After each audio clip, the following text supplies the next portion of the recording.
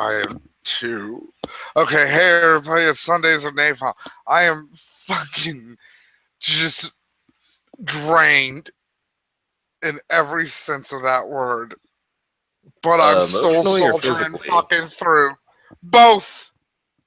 Oh, well, I'm probably not going to be the best source for you. I'm starting to go into Look, Holocaust and drinking, so I'm looking at a we very talked much. about Nietzsche for like 8 hours one day. Like, you're fine.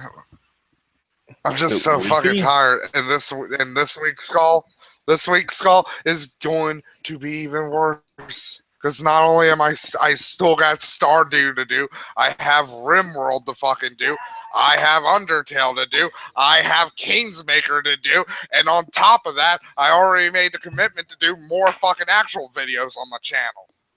So, no more hey, Nuzlocke? Hey, Matt, you want to know something funny? I wish I did another Nuzlocke. It wouldn't have been fucking 200, near 200 videos. What's funny, Skull? So it seems like a very common argument because I'm noticing that Holocaust deniers are very similar to creationists, and they just have a selection of arguments and they repeat them. One of them's pretty easy to debunk, which is that the chimney at Auschwitz and crematorium 1 and 2 were fictitious. They were manufactured by the Soviets after the war.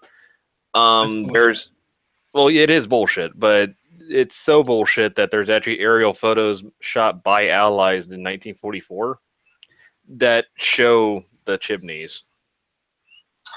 You can see their shadows. They're quite literally those coming out of pictures buildings. could have been taken at any time. I'm pretty sure I felt a seed in this weed. Where are you? I might actually be able to get full documentation of when those photos were taken, probably which fucking plane did it. And to be honest, Freedom of Information Act. Yeah, possibly. Like, and I want names, numbers, and also blood type. Matt, I'm not doing this to convince Holocaust deniers. You're never gonna convince them out of it. I thought you were gonna be like, when you can pretty much go to an international Jewry that's causing all this to happen. How the fuck am I supposed to combat that? Outside of that's fucking crazy. I don't have my fucking character made. You know what I'm saying? I don't have my new character made for next game. Yeah. Wait. Of fucking shit. Wait, are we doing a new game today? No. He means like just a new character. Are we? For the game. Yeah, I thought we were doing.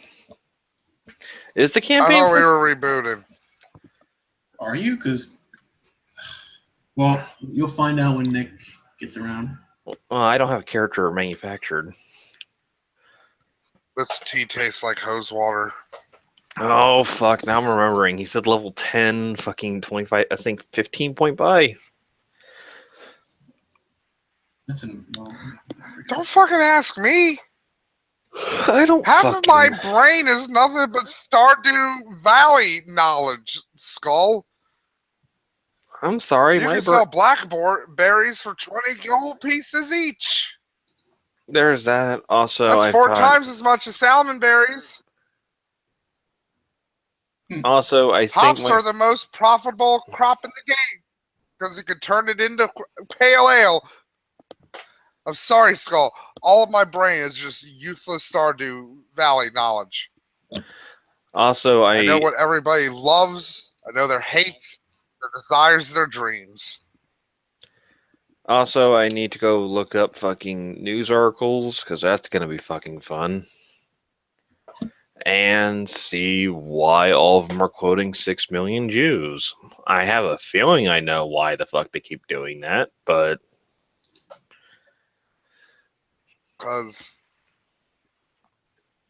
that's like, it's a really big hurdle to overcome. Because it's like, hey, you know what? The Nazis did do something bad. 6 million Jews. Well, no.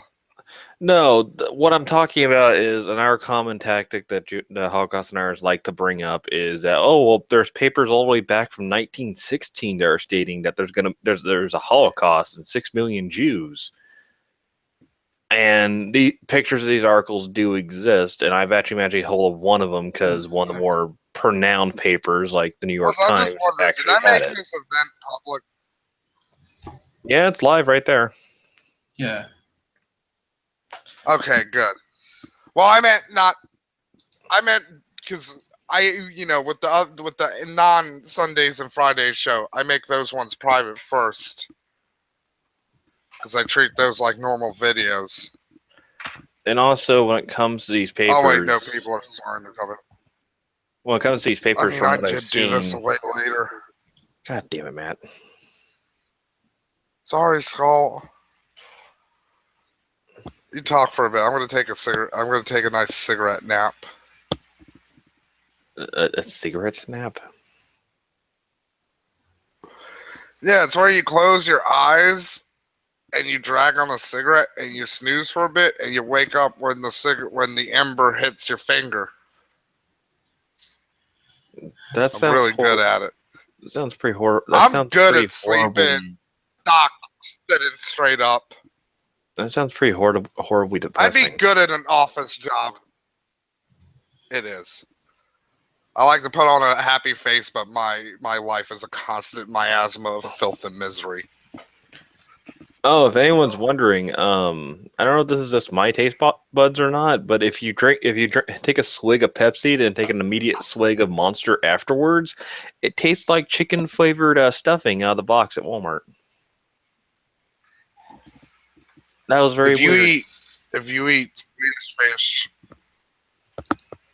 Swedish fish and drink Orange Mountain Dew, it tastes like lavender. Yeah. Hey, all hail. I don't Welcome know why to that my happened. obligation. Also, sorry. That's all right. So yeah, my brain's been kind Because of. different taste buds get fired up. So my brain's being It's like racked by. spicy isn't technically a flavor. Spicy is just your taste buds being destroyed. I have juice. I forgot about this. That's why my brain's been kind of racked recently because I started going into. I don't know. Ever since I guess the events Hey, of Charlottesville and fucking Nazis becoming more of a presence nowadays, I guess the entire Holocaust denier shit I always wanted to debunk and do videos on seems a little more pressing to me. I don't know. Yeah, Skull, you should do that. Why aren't you out there changing the world? You're a 'Cause I bad. have- You could be the next H bomber guy. Because I realize how little of an effect I'll have on this world. There's some nihilists. Saw it for you. I want H bomber guy to do a video about Matt Pat so badly. I want to tweet H bomber guy and be like, real talk. Oh, How much money do I have to personally give you to make one Matt Pat video? I don't care about how long it is. At least a minute. That's as long as I care. I just want to see one big YouTuber go after that fucking son of a bitch full fucking throttle. also that reminds me. Matt. Fuck you. Like Gamer from Mars is going after him, but like Gamer from Mars is like a passive aggressive prick, so he's not going to really accomplish what I want. I want somebody to fucking like weigh Matt Pat's character in public and just strip him of all his fucking bullshit and be like, "Here's your emperor. He is fucking naked." Sorry, Skull. Yes. I was gonna say fuck you. Because, it's like 5 minutes before I go to bed, and then you fucking post up a new H Bomber Guy video. It's like, fuck you. It's an hour long. Oh, he did say he's thinking. Okay, good. Because, like, again, like, Gamer from Mars, he's Gamer from Mars is a good YouTuber in terms of getting, like, the raw story of, like, YouTube events, but, like, he's also kind of a passive aggressive prick when it comes to drama and stuff like that. So it's like, yeah, I don't really want him actually tackling the problems with Matt Pack because there's going to be a lot of baggage there, and people are going to associate the criticisms with Matt Pat with that stuff. Yeah, I saw the Bill Nye because that's what made me think. I did leave a comment over there because I don't know if anybody else noticed it, but did anyone else notice that the rage that rage lady? She looks like evil Earth 3 Zinnia Jones. I don't know. Also, she Fuck. like she really shouldn't be criticizing a lot of people based on her looks with her fucking rodent incisors. Like she really needs to gnaw on a piece of wood or cement or something and get those fuckers down. Rodent incisors. I have not played the new game Observer.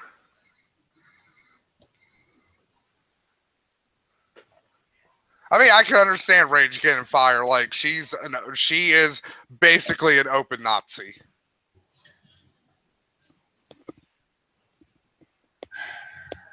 Like she's not like Chowder, Croder, whatever that fucking idiot's name is. She's not like fucking real red pill philosophy.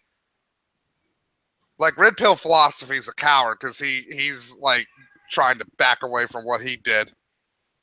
Oh, It's like, hey, you know what? Maybe it's not a good idea to fucking maybe pander to, white supremacists and Nazis. Maybe that's a bad thing.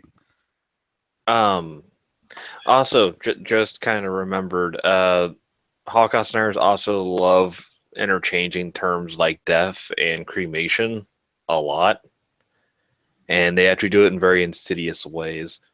Well, here, okay, when they throw that up, it's like, okay, then, dipshit, how did those people die? They were worked to death in a fucking labor camp No. When it comes against their will. Because this is what I've noticed they like to do is they really like to seem scientific, so they'll bring up a bunch of numbers, and then they'll quote that scientists are saying certain things about numbers. Red Pill is the ugly guy with the beard. Red Pill is the guy with the ugly beard and who drives in the car, and he kind of looks a bit like Cult of Dusty. Like just a smidge. Like he has a thinner head than Cult of Dusty. I think Cult of Dusty personally has a drinking problem because he has a big old fat head, and like as a former alcoholic, like I hung around those people, like skinny people who drink a lot, they tend to get big fat lollipop heads. Lollipop. I mean, to be fair, I've said sex isn't pretty. Like when you get right down to heterosexual intercourse, it's basically dick sneezing inside of another person. What the fuck, man? Like coming inside of your loved one is basically going up to them, opening up their mouth, and just blowing your nose right into their mouth. It's just as gross to me. Really? I mean, I'm trying to remember what organ. Like when you think about it, you're shooting fucking liquidy almost people into someone else. Fuck, Matt. If I remember correctly, in male ejaculation, there's some type of part of the male's genitalia that actually that mildly vibrates inside the crotch area. I can't remember what the fuck the name of that organ is. It's usually to build up. It's usually to build up pressure for the actual baby batter is. Then again, Look, I'm not a baby biologist. batter's So gross. Cleaning it up, putting it into its proper place. It's just gross all around. It's like actual cake batter or biscuit batter or something. It's just like you don't want that shit splattering anywhere because it's a pain in the dick to wipe up. Sorry, now that you say this, all I'm remembering is all the different times Bender makes fun of humans for how they have sex. Fucking shooting fluids at each other. You know why I say this, Sammy? You want to know why I've said this? Why? Because because you know what? The worst case scenario for a fat man with a beard has happened to me multiple occasions. I have come in my own beard so many times. I've probably come in my own beard more than I have accidentally set my own beard on fire. And I have set my own beard on fire so many times. Oh, so H Bomber Guy actually has put up with it. I know that he is favorable to the prequels, but has he actually stayed like his position or defense? To be fair, my ultimate thing with H Bomber Guy, if I was in a debate with H Bomber Guy and the prequels, my whole thing would be like, you were a child when they came out. I was a teenager. We had completely different expectations on what that movie should have been. Like, what we have fundamental disagreements. Unlike some people who might be actually listening to this podcast or might be watching it, I can actually understand how people could possibly like something that other people might regard as a bad thing.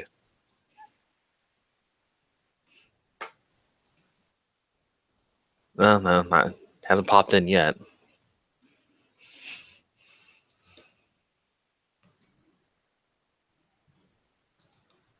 He talks about how he dislikes the Plinkett reviews because of selective editing. Like, I'll be completely honest, like, I give anyone born after 1990 a complete pass for liking fucking, the prequel movies. It's just like anyone born, like, after, like, 1970 can like Howard the Duck.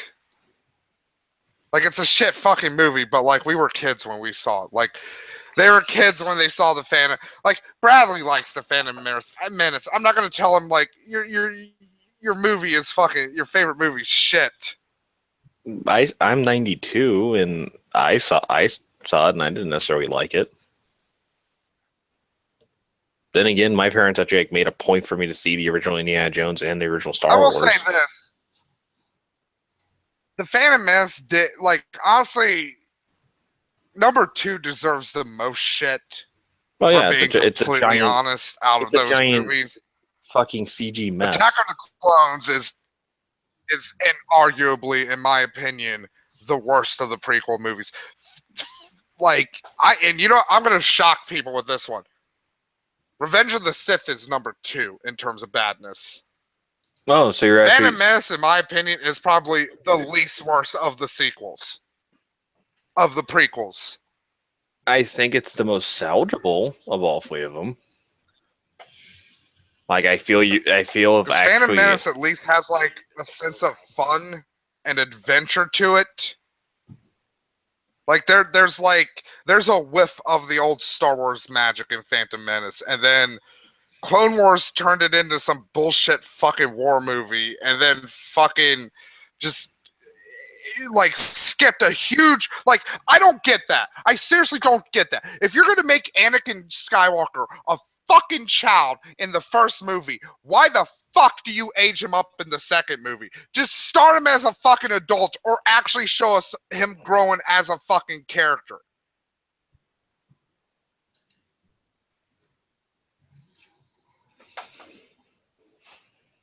I do admit in the prequels there are some things I don't necessarily find to be bad. Like, some of the droid designs I saw actually could have been pretty interesting.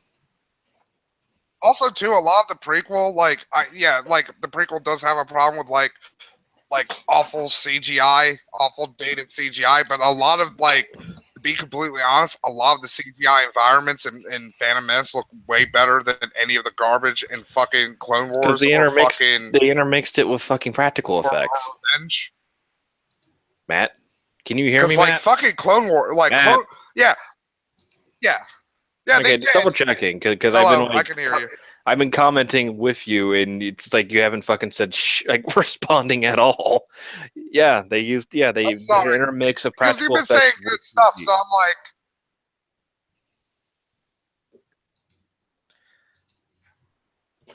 like. I mean, if I remember correctly, that's why the pod race was a fucking big CG mess, from what I remember, because they fucking lost the actual practical effects for the pod racer or the pods. Remember that story that was always brought up to us? like Naboo is an intro. Like, yeah, like Naboo though.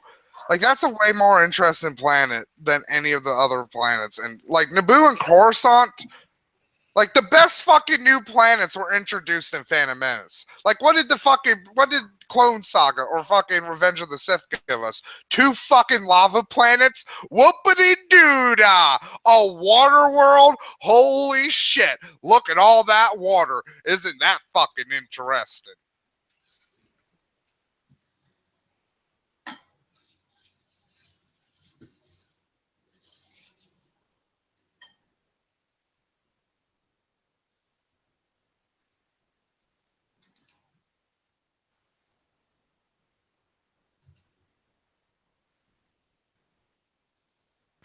Sorry, I had to let Casey back in. She was throwing a hissy fit. I thought you were going to talk for a bit. Oh no, I'm just the H Bomber guy video just kind of came up, so I was actually gonna view that later. So I was just making sure I have it somewhere. And I mean, honestly, like, you can make arguments, like, but the cold hard truth of it, like, Star Wars peaked at Empire Strikes Back, and it's been downhill since then. Like, that's the cold hard truth about the Star Wars franchise. Not counting the books and the comics and all of that stuff. In terms of the movies, Yeah, people. The best movie was in 1980. People do kind of forget that Return of the Jedi does have a few issues here and there. Well, Return of the Jedi has been kind of given a pass. Because I'm old enough to remember before the prequels, everybody hated fucking Jedi. And I actually like Jedi. Like, they're, like, yeah. There's some fucking, like, I'll be completely honest when I say this. Jedi should have been 2 movies. Why? Rescuing Han Solo should have been its own fucking movie. I guess. Because there is a really hard fucking cut in the middle of that fucking movie right after they fucking save Han Solo and then they do the indoor shit. It really doesn't feel very connected. Like the 2 stories, like we need to save Han Solo, but also there's a second Death Star. Like, hey, how about this? We fucking save Han Solo after we deal with the second Death Star. Why is Han Solo so fucking important that we need him for the second Death Star run? He's not even flying the fucking Millennium Falcon. Lando Calrissian is. And also, quickly point. Why did you need Han Solo for the Death Star 2 mission? The quickly point out. So what I personally would have done. Sorry, Saul. Because I'm on a roll and I just want to finish this. What I personally would have done with Return of the Jedi is the first part of the first movie out of it would have been the rescuing Han Solo from Jabba the Hutt, and then they find out from Jabba the Hutt that like the Empire has been buying materials on the black market to build the second Death Star, so the rebels don't find out because like they found out like originally about the Death Star because like the Empire was using official sources for the materials. And then boom, there you go. You have like, it's a personal mission, but then it goes into like, oh shit, there's a second Death Star now.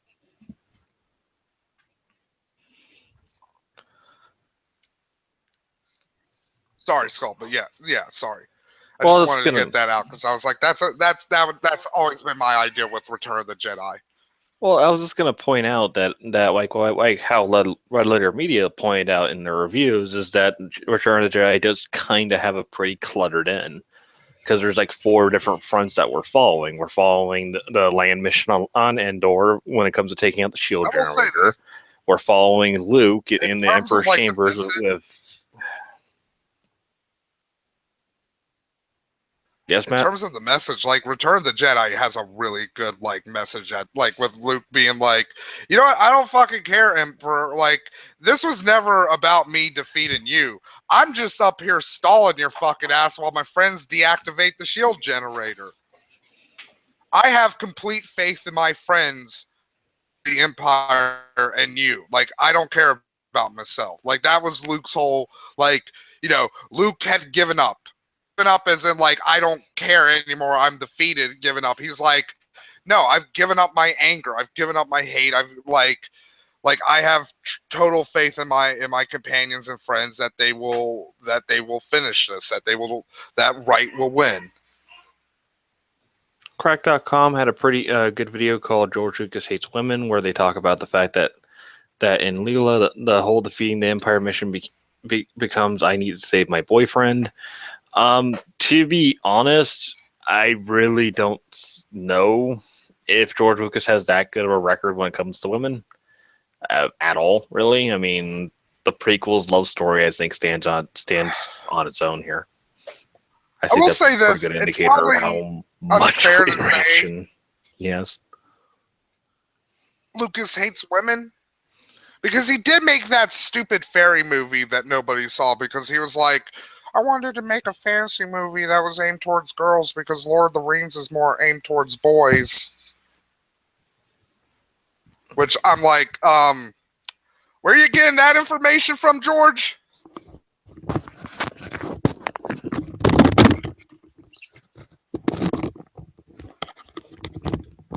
I mean, one of the most badass characters in Lord of the Rings is a lady. Like, one of the greatest quotes from Lord of the Rings is, I'm no man. And she stabs a Witch King. Yeah, but isn't her character introduced in the second film? Yeah, and even then she's like, I'm not taking shit from anybody. I ain't no fucking, like, mule and fucking damsel in distress. Like, and and in the original book she was like that. The No, only I the can get only that. real female character that Peter Jackson really honestly expanded was the elf lady, whose name I can never remember. And to be Partially honest, because I can never pronounce the elf names except for Legolas. and to be perfectly frank, when it comes to the portrayal in the movie of that, she has one badass scene, and then she pretty much just wants to bone the fucking one dude for the rest of the fucking series, if I recall correctly. Then Yeah, again, Aragorn, because like yeah, Elf Lady, that was her main thing. Like she was in love with Aragorn. yeah. But So like not in the book, because if I remember right, I don't even think because it's been a long time since I've read Lord of the Rings. I don't think she saved Frodo in the book. Hey, Max.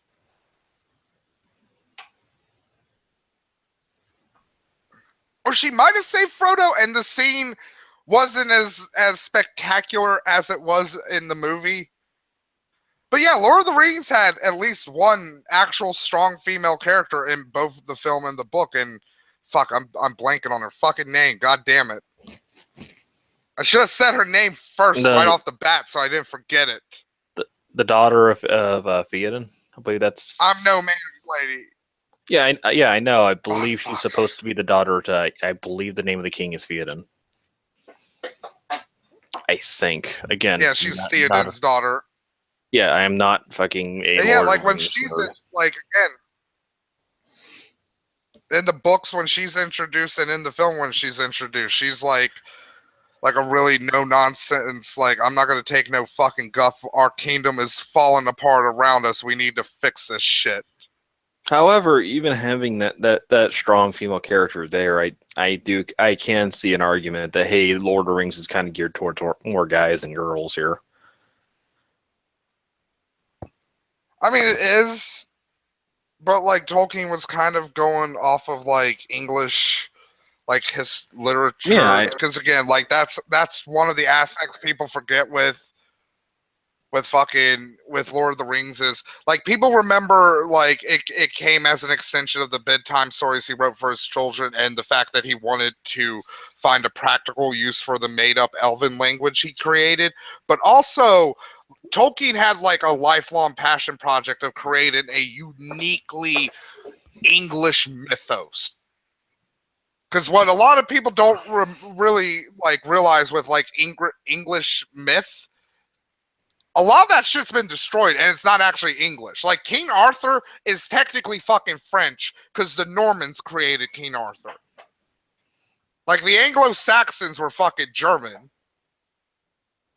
so Like the when it fucking comes to Celts They were like, if I remember, Celts started off in Spain, right?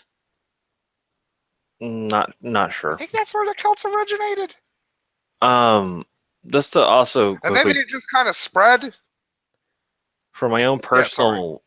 personal memory, I think the only possible series that you could make an argument that appeal to women that are huge blockbusters is I know I see a lot of girls who like the Hunger Games.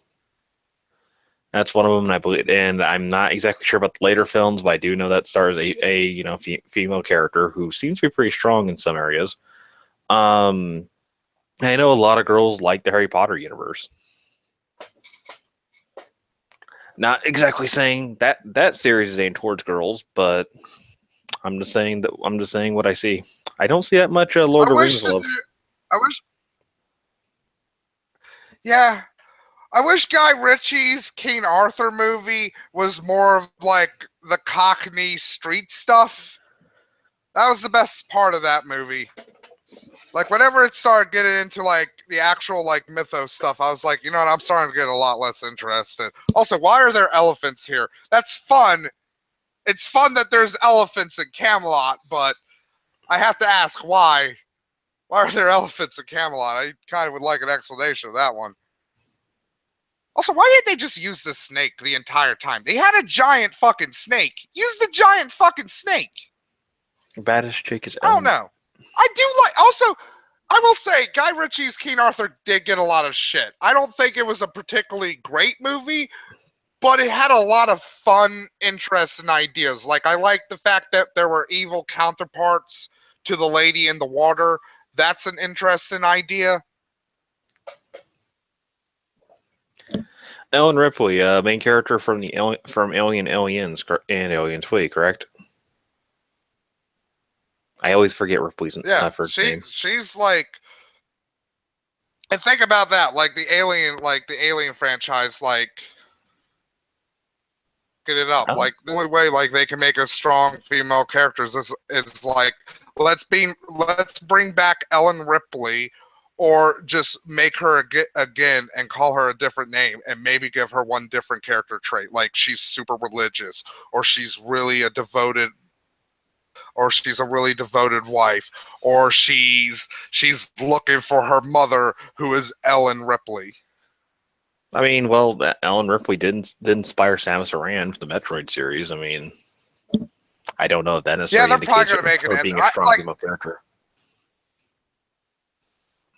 I'm going to be completely honest. At this point with the Alien movies, they're dead to me. There have been more bad Alien movies, not counting the Alien versus Predator movies even now. Like, it used to be you had to count the Alien versus Predator movies for there to be more bad movies than good movies. I just love how, like, the now, bar keeps getting like, that lowered balance, and lowered and lowered. Now the Alien versus Predator movies are good to Matt now. They're like, I can work with these. No, they're not. No, they're still not good. I'm just saying, like, you could argue that the Alien versus Predator movies shouldn't be counted in terms of, like, the Alien franchise itself, because, you know, that's a sub-franchise. But, like, without taking into account, there have been 6 Alien movies. 4 of them have been shit. Technically, I would say 3 of them have been shit. One of them was bad but interesting. That's Alien 3. I will fight fucking people on Alien 3. I like the nihilistic tone that movie was going for, because that shit fits perfectly with the shit-sacked universe that is the Aliens universe. Now, the story itself was kind of fucked. I haven't watched Alien 3 in a while, so I can't remember that much of it. I remember the entire prison planet thing being kind of not interesting, and I also remember Dumb. the entire. I'll admit that. I remember the entire opening of the film being a huge fuck you to people who liked the second film. You know what pisses me off, all hail, is they're rebooting the Predator series again, and I'm like, I liked Predators. Predators was a solid movie. Wait, what? They're rebooting it again? Predator, like the one with the big black aliens. Yeah, well. Yeah, they're rebooting it again with, like, and they're not, and they're the big discounting black Predators, and I'm like, Predators was fucking great. That's what like Predators did what the Wait. fucking Alien movies had fucking Wait, should have Matt. been doing. Matt, Like, let's take the same fucking shit, but add a bunch of new shit. are you saying that the black aliens Yeah. are super predators, if you will? I mean, they were, but like one of the things I super loved about Predators is there were actually other humanoid aliens on the fucking planet that the people were on, that the Predators were also hunting. I'm like, that is such a great fucking idea. Also, the Predators using fucking other like animal aliens as fucking hunting dogs. Fucking brilliant. And The Yakuza guy, so fucking great. Also, the fucking twist with the fucking one guy who you're trying to figure out what his deal the entire movie is, and then it's revealed like, oh, he's a fucking serial killer. Sorry, I do love how they do use the old Predator and bring him back as like to help out the fucking humans. That was actually a cool little thing because they kind of freed him. Then again, it's been forever since I've seen Aliens. I mean, to be Aliens, fair, Predators is a movie. It was like, I'll say that this is another brilliant thing with Predators. Even though they're not doing a direct sequel to Predators, Predators is a movie they can always honestly reference. Because it's vague enough where it's like, this could honestly just be anywhere in like a hypothetical. Like the only distinction with it is they directly reference the first movie by saying like this is like an incident that happened in, and I forget where the first movie, Guatemala? Was that where the first movie took place? Like there was an incident in Guatemala like this, and there was only one survivor. Like so, like Predators is set after the first Predator. That's the only like time point thing there with that movie. Like you could slot that into a timeline anywhere. Also, well, I'll say this too. I like Predator 2. I know that's an unpopular opinion, I don't but I understand like why. Predator 2. It was, again, Predator 2 did an interesting fucking thing with the premise. They were like, let's take this really cool fucking monster and do something new with it. We had it in the jungle. What do we do next? How about the concrete jungle? A city. Against a black man.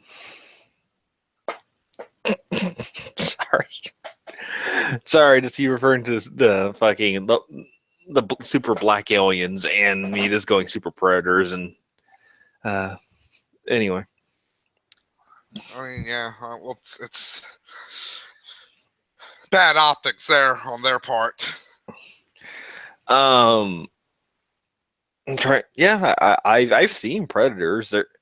I do feel the film kind of got a little.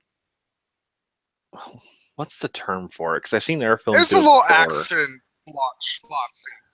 No, it's a little action schlotzy.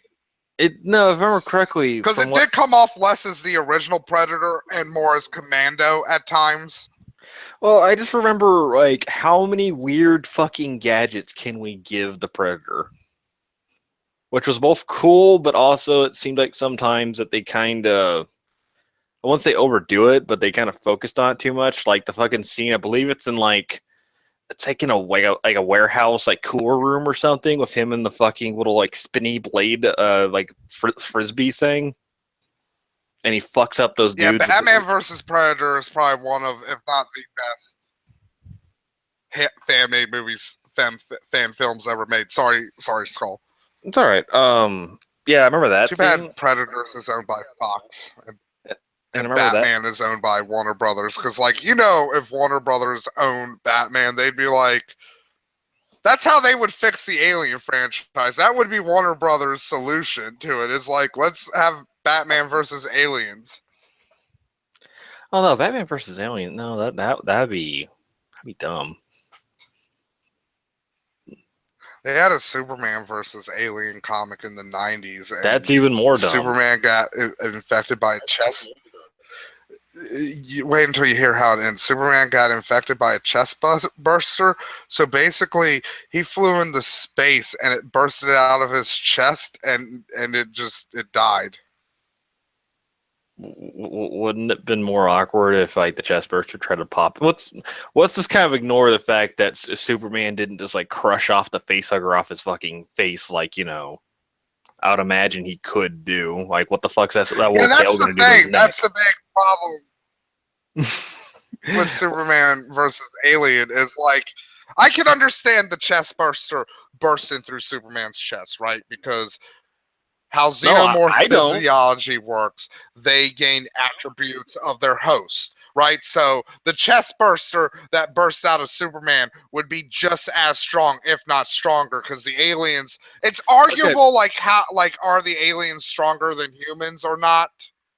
So which film introduced So, attributes like, of its host?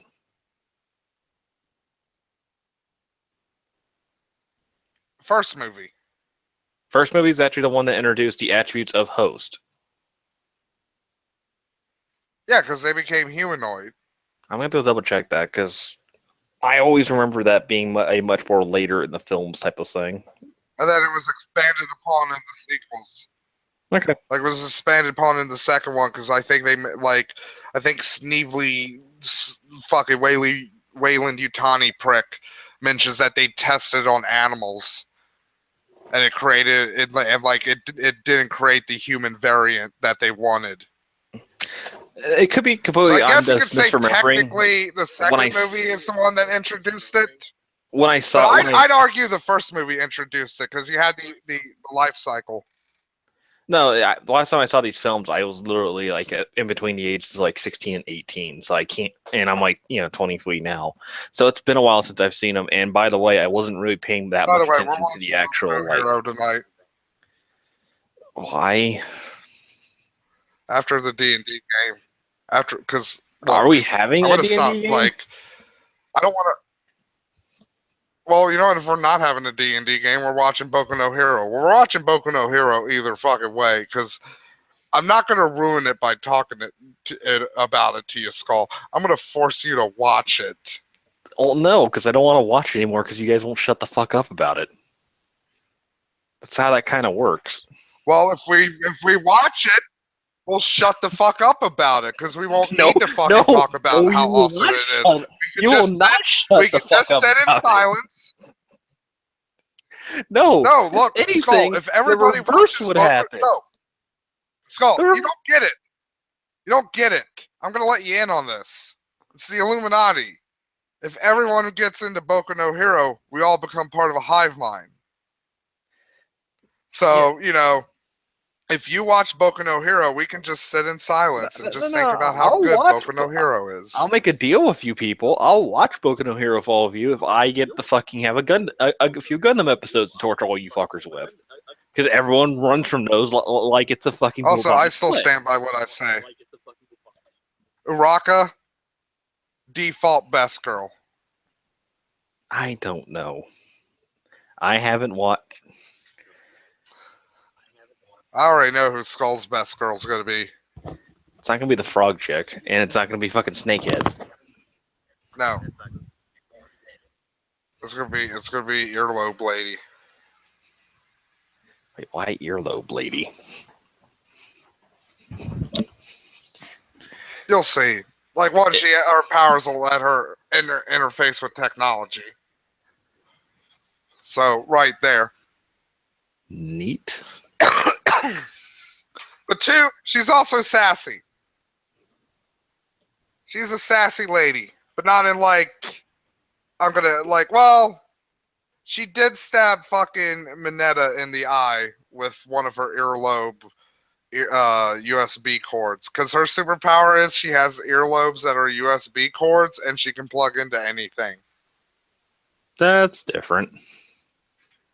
To be honest, it's not too terribly weird though, because the fucking blue aliens from Avatar. One guy's powers their is hair he was has a tape firewire elbows. from fucking nature, so. He can shoot tape out of his elbows that's as strong as steel. Sorry, I'm too busy looking at my Gundam archive of which episodes I'm going to torture you. No, fuckers Lundy with. didn't. I'm right. Tsuyu is best girl. Because we've done the entirety of Stardust Do Memory. you know the places she could get with Oh, that tongue? Matt, She I could be know. riding. She could be riding your cowboy and hitting your fucking prostate with that tongue of hers. Matt, It'd be the greatest coming ever. Matt, Yes. I think I know what Gundam series I'm going to be using on you people. I think it's time for War in the Pocket to finally make an appearance. Oh, god damn it.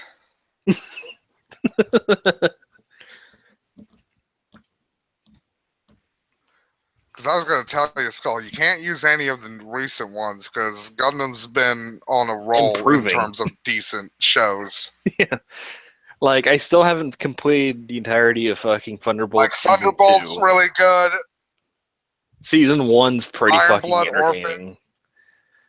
Iron Blood Orphans is fucking phenomenal. Well, we still need to start Iron Blood Wing. Orphans is so good. It's like, wait, this is Gundam? This is Gundam? This is a Gundam story? What? Well, we still need to start Wing. Also, I just like the fact that it's like they made one simple change to the universe. It's like we're making an emphasis on melee weapons. Like they don't have like lasers or like guns as big as the Gundams. Like they still have like artillery guns, but they don't have like you know, like the old school Gundam guns. You mean the ballistic? So the Gundams are just using badass swords. Yeah, so the Gundams are just using badass swords and fucking axes and hammers and like all kinds of cool weapons. Like it's really like Iron Blood Orphan has some of the best mech combat I've seen in a long time. Cause like a lot of the mechs have different weapons and they do. I mean, like a lot of them have the same weapons because it's, you know, it's Gundam. It's a war story. So there's grunts. One side uses predominantly swords. One side uses predominantly axes.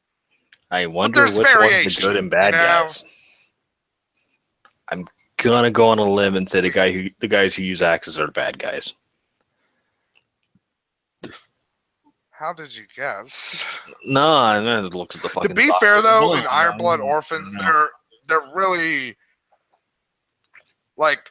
I don't want to get into spoilers, but Iron Blood Orphans does not have a happy ending. Iron Blood Orphans might be a the, Gundam like, a Gundam darkest show Gundam with series. a Gundam show with a dark ending. I'm not No! joking, Skull. You know how dark the Gundam series can get when it really wants to pull an emotional punch. What, you mean like Bernie of War in the Like, Pocket?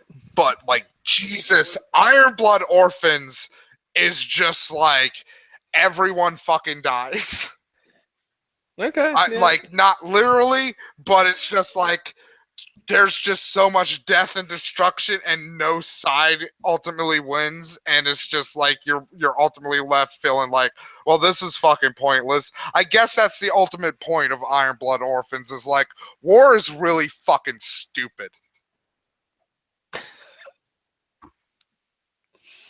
I guess it's living a. That's also kind of the other reason I like Iron Blood Orphans. It's the first Gundam in a long time that I can remember that's just been flat out anti-war. Well, technically, I can't remember the last Gundam that was flat out anti-war. Technically, all Gundams are supposed to be all like away team. Let's see. To be fair, though, there's been like a certain level of Jangoism that's kind of like, I mean, it hasn't reached the levels of like Gate. Actually, now it's just thinking like, about oh yeah, it, the Japanese army is just mowing down peasants. Now thinking about it, War in the not War in the Pocket. Sorry, Thunderbolts has an argument pretty much that war kind of sucks. You literally had two people just divide by creed, pretty much murdering the fuck out of each other. Yeah, like the new series, and I think that's why the new series are starting to get good again. Is they're starting to go back to the basic root of Gundam, where it's like this is a war story, but we're not like, yeah, it's escapism, but we're not gonna fucking like hide the awful realities of war. Like that shit happens. Also, if anyone if anyone wants to see a pretty fucking hilarious scene where the Gundam's portrayed as like a fucking horror movie monster, there's a scene there's in one of the episodes of Thunderbolt. There's literally a scene of what a Gundam looks like to a Zaku pilot from a Zaku's point of view, and it quite literally makes the Gundam look like a horror monster. It's amazing. It's like Godzilla in Godzilla Final Wars. Like like that's kind of a shit Godzilla movie, but I love the montage of Godzilla just killing every other fucking monster on the planet. It's literally like a horror movie. Like Godzilla is like fucking Michael Myers, and all the other monsters are just like sorority girls. Like Godzilla is just mowing through these fuckers like they're nothing. That's something I would love to see, like again in another, because like not really a lot of Godzilla. And you know what's fucked up about that? The other monsters were the bad guys in that scene. Like this was good guy Godzilla, technically. Well, in Thunderbolt, like Final Wars is in a weird continuity. I don't remember if Final Wars is in any continuity or if it is in continuity with the Millennium series. Matt, I don't think it is because it borrows a lot of aspects. Technically, in Thunderbolt, you can make an argument that the Gundam pilot is the good guy in the show. You could make that argument. I honestly wouldn't. You could, though. I would make the argument that the Zaku pilot, like the Zaku pilot, is the actual hero of the show. Like I make the argument that Gundam Thunderbolt is basically Gundam Death Note. We are not watching a hero; we're watching a villain. You mean the fact that how he purposely takes Gundam fucking Thunderbolt is disabled fucking Gundam Thunderbolt Zeon pilots as human shields? Would happen? Yeah, he's so fucked up.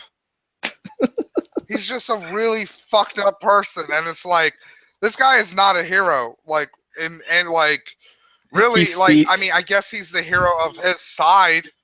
He sees he's the best soldier. He sees his Zaku pilot, sees that he's been disabled because he's missing his legs, and his first immediate nickname for him is Peg Legs. I'm just gonna keep calling you Peg Legs from now on. Fuck you guys! After I just killed one of your buddies, see ya. Like I said, I'd make the argument that the Zeon pilot is the true hero of that series. He's the one who has base level empathy and compassion and desires and actual character. He's not just a raven fucking dick monster. Like, seriously, the fucking main character of Gundam Thunderbolt is such a big dick. I'm pretty sure he like I'm surprised they don't draw him with a fucking oxygen tank filled with cum so he can breathe. That's how much of a dick he is. He breathes semen. He inhales oxygen and exhales cum.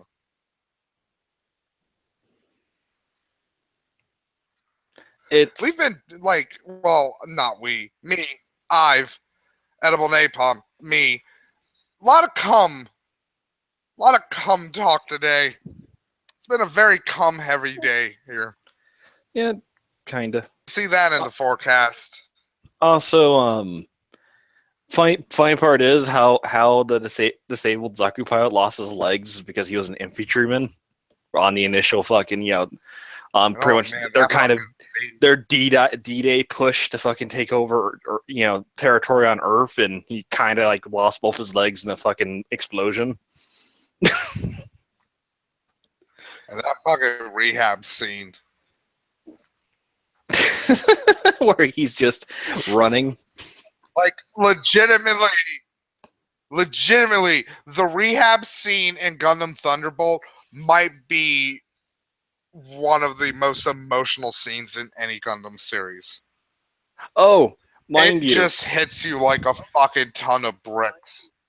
Mind you, the other funny part about that is how the show. Because I'll be completely honest, Skull. And this is what makes me truly hate the fucking main character from Thunderbolt, where I gave a shitbag like Hero from Wing a pass. The show, at least on some level, knew Wing, like not Wing, Hero. The show at least knew Hero was a psychopath and a bad person, and it wasn't afraid for bad things to happen to him. And it wasn't afraid for characters not to be unsympathetic to his problems. It's not like that with the fucking asshole in Thunderbolt, and I think they're doing that I think they're doing that intentionally with him. Because, like I said, I think the ultimate fucking swerve of this series is going to be like, yeah, the Gundam pilot's the villain here. They're Well, the in villains. in season two, they're portraying him as a good guy. They've been going about showing that he's the best. I'll believe it when I fucking see it. Yeah, that's what they've been, because Zaku guy's nowhere to really be seen in most of the episodes. He's off doing something else. Well, that makes me really sad. There is a pretty fucking hilarious scene in the first few episodes of season 2. You want to know what the hilarious scene is? Because he's been given a new Gundam, even though he lost the other one, and the Federation's pissed off at him for losing that other Gundam. They gave him a new one because reasons. Maybe he's gonna die, and it's gonna be really great. You know what the funny part is? Maybe that's it. Maybe they're like, let's just, because okay, Skull. A little bit of like, bear with me here, because it's a little bit of Boku no Hero, right? Oh God, yes. But it's mostly gonna be wrestling stuff. Oh great, but I'm using Boku no Hero as the springboard into wrestling because I want to explain this to the audience and you, and I want to see if you agree with this. So, like, my ultimate theory with Boku no Hero is Bakugo is going to become #1 hero because the writer of Boku no Hero is going to protect Bakugo in terms of not having the main character defeat him. So when he ultimately does defeat him, it's all the fucking sweeter.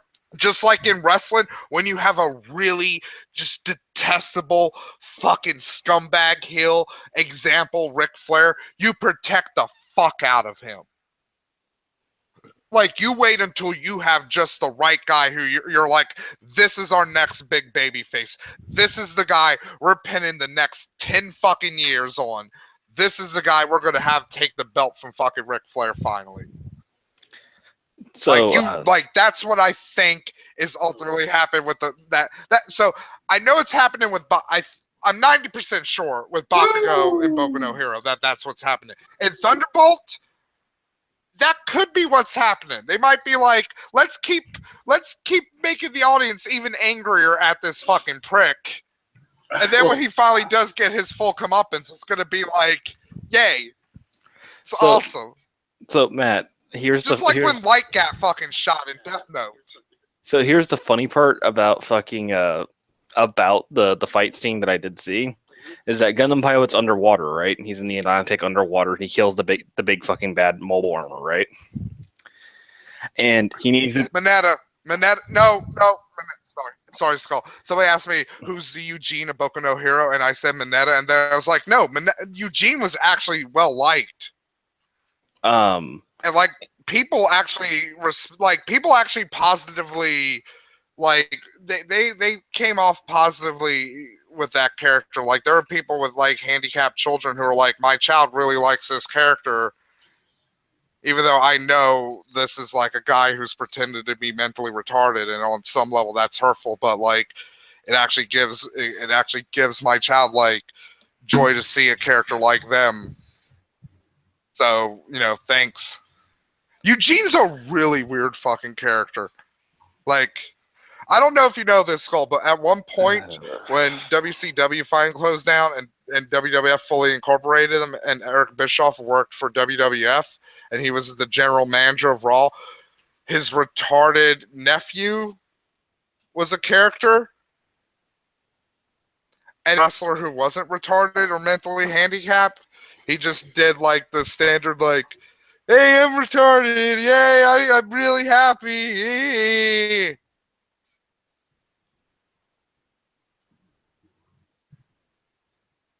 Okay.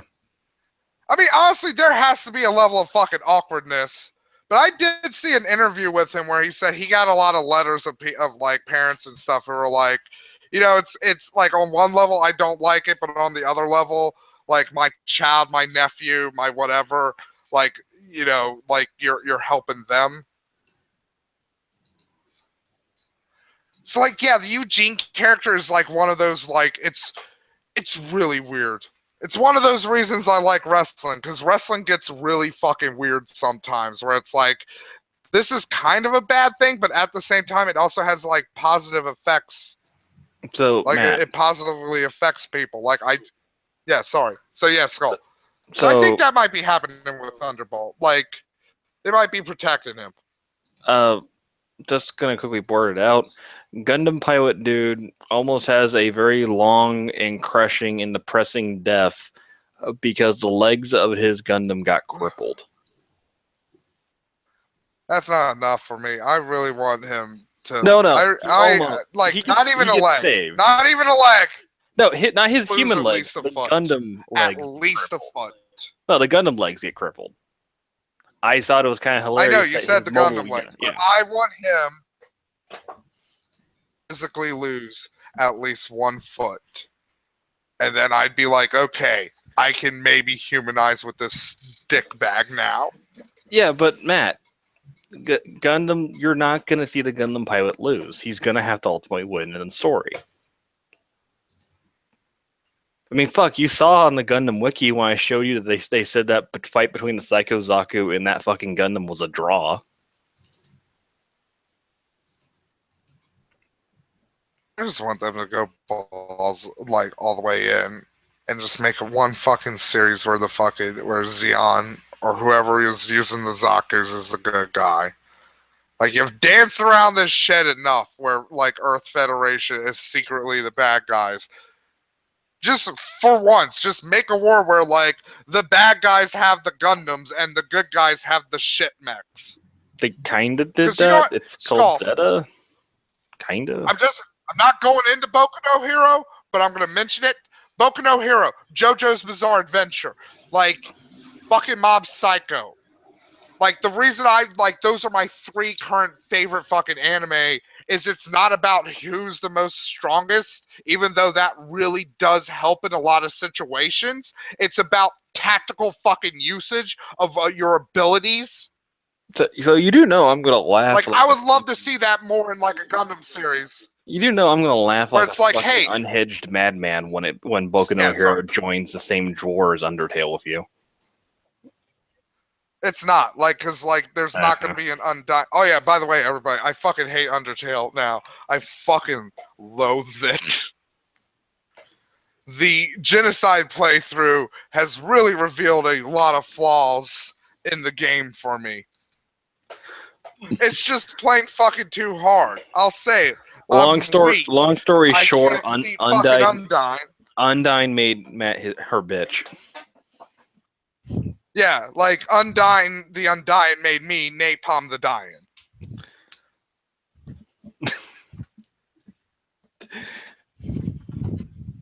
Still love how they gave the anime fan like the most anime fucking death in Undertale. Anyway. Not really. She's technically not the anime fan. I thought she was. I thought she was an anime fan. Alpheus is the anime fan. No, Undyne only watches anime. Yeah, but I thought Undyne only watches anime because Alpheus really likes anime, and she really likes Alpheus. So she's like, I'll watch this with you because I'm with you. I recall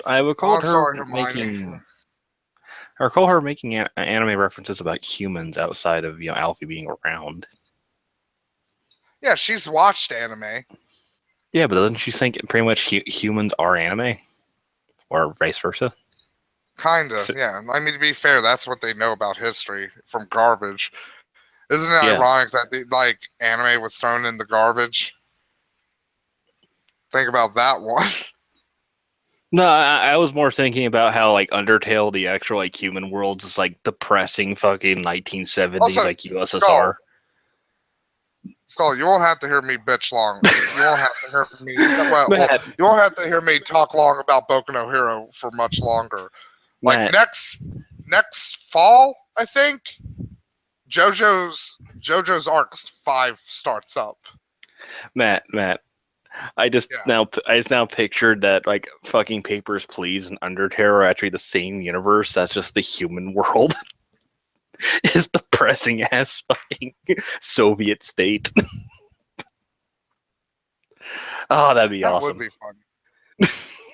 Like, yeah, the monsters are actually like in Soviet Russia. And it's like that's why Frisk was leaving. He's like, I wanted to die because like I was I had trying to to eat my murder family. myself. Yeah, we couldn't. I mute. You assholes didn't give me a piece of paper or Why the fuck did you a think slate and chalk. Why the fuck did you think I fell down a giant ass I've hole? pointed out a lot of dark things. By the way, I have the best title for the episode where I killed fucking Toriel. Dicks out for Goat Mom. It works on 2 levels because, Harambe, that's always fun. And also, fucking, the porn. The mountain of fucking deviant, horrible fucking porn. Sorry, when you Why said does dick, everybody want to fuck Goat Mom? Is it like, it's gotta be like mommy fetish shit, right? That's gotta be it. I don't know personally when it comes to a female character that I would argue is probably the most attractive in Undertale. I think Undyne probably has that title. Do you think I think. Toriel's like the new Chitara? Or like Chitara is like cited as one of the influences to get a lot of people into furrydom because a lot of people were like, "Oh, I'm really attracted to this half cat lady." Wait, Chitaro, who wait, isn't that from Outlaw Vento Star? Ariano. Yeah. I don't understand how that gets you into furrydom. Well, If also anything, that would there more are get you other into things too. I think that would more get you into okay, monster girls and furries. because well, to be fair, monster girls and furries were probably the same thing back in like the 80s. Yeah, true. They weren't big enough to differentiate themselves. Slim pickings. Like if you wanted to fuck, like if you wanted to look at a dog with tits and an engorged vagina with like inflation, you had to draw that shit yourself. Well, I was just There is no fucking deviant art to get commissions. no, I was just thinking when it comes to like a gateway to furrydom, the princess character from that Sonic channel I'm gonna copy or that. Sonic show. 1 second, I'll hail. I'm gonna get out a marker. Oh yeah, Skull, were you here for my note that I found? Oh yeah, because I'm the one that made the joke about fucking Future Matt. Yeah, I need to do Future Matt. Where's my marker? Future Matt, the Nazis. Oh my won. god! Winky face. Past Matt stole my marker. Now I can't. Now present Matt. A note. You know what? You know what I do have? Okay, I have my knife. I have my desk. Okay, all hail. Chapo Trap House. Let's see. I've heard Flowery has a weird tentacle porn thing going on in DeviantArt. Not surprised, like after seeing his final form, or his fucking the non-true pacifist ending form. Not surprised. Kind of weirded out though. Okay. Then again, the tentacle monster doesn't have to be fucking. It's a monster. It doesn't have to look nice. Okay, all hail. I wrote next to my key. Well, I carved into my desk next to my keyboard. Listen to Chapo Trap House. I keep forgetting. I'm trying to think right now because when it comes to like gateway characters and getting the furrydom, the princess from the Sonic Sat AM show, I know that one's been cited. I think. Well, that was the 90s. Yeah, it's 90s. I think in the 80s it was slim pickings. It was pretty much Crystal in the 2000s. It was pretty much from what was her name? Star Fox Adventures. Did I say her name earlier? What was the cheetah lady? What? Was that it? Is that the lady from Thundercats? Because she was like the first. Oh yeah. Well, I'm trying to think. But she's not fully. Amorphized though. Yeah, like again, she was like the beginner drug because you know who the first one to get them into full furries? Fucking not Heathcliff. But do you remember the Heathcliff cartoon, right? Do you remember the junkyard cats and the main cat's girlfriend, the sexy cat lady with the fucking leggings? Okay, so I actually, funnily enough, I know this might be weird. I was actually one of those kids that actually did sat down and watch SWAT Cats when I was younger, and I think Oh that's yeah, where my SWAT cats. See, in the Yeah. 90s, the 90s were plentiful, but like the 80s, you really had Chitara as like the gateway, and there were like Yeah. a lot of like half normal women, half weird shit in the 90s, like Mummies Alive. Like I'll be honest, I like that undead mommy lady. Like Well, she was I was about pretty, to she was pretty dope. I was about to say for SWAT Cats, I think that's where my interest in like why I like the fucking Tomcat so much, the F-14 Tomcat jet, because their jet is looks somewhat similar to Yeah, the design, though obviously cartoonized, yeah. and they added a few additional pieces. Back in like the late 90s, early 2000s, when I started getting on the internet more and more, like SWAT cats were like were the big SWAT cats and Gadget. Oh my Oh. god, Gadget! They're so much more. I don't know if Gadget's still the number one furry like character from an actual established show, but like holy shit, there's so much fucking Gadget porn. Who's Gadget? Are you talking about Rescue Inspector Gadget? Rangers. Yeah, I'm not familiar with Rescue Rangers at No, all. Rescue Ranger. No, Penny. Penny is probably the single most porn character, Yeah, which that's is why when you from kept at saying least from the Gadget, 80s. that's why when you kept saying Gadget, I'm like Inspector. But no, Gadget? Gadget from Rescue Rangers. You know, gum. No, I never saw clothes, Rescue Rangers. stuff. Oh my god! Like, look up a picture. Have you ever seen a picture of a mouse with long blonde hair and goggles getting fucked by something? That's Gadget. Give me a second. This is going to be entertaining for a live action Also, there's a thing. Gadget Russian Rescue. cult. I forgot about that. Thank you, all hell. Yeah, there's a Russian cult dedicated to Gadget from Rescue Oh, I've Rangers. seen this character. Okay, she's ringing a bell now. You also see why she would be high, like especially yes. for kids. Well, I just hit Calling Google. on sexuality to be like, she's got little mouse boobs. That makes me think about things. I just clicked Google Images. So yes, I do agree with you. I could see how people could, yeah. Also, yeah, Gadget was thick.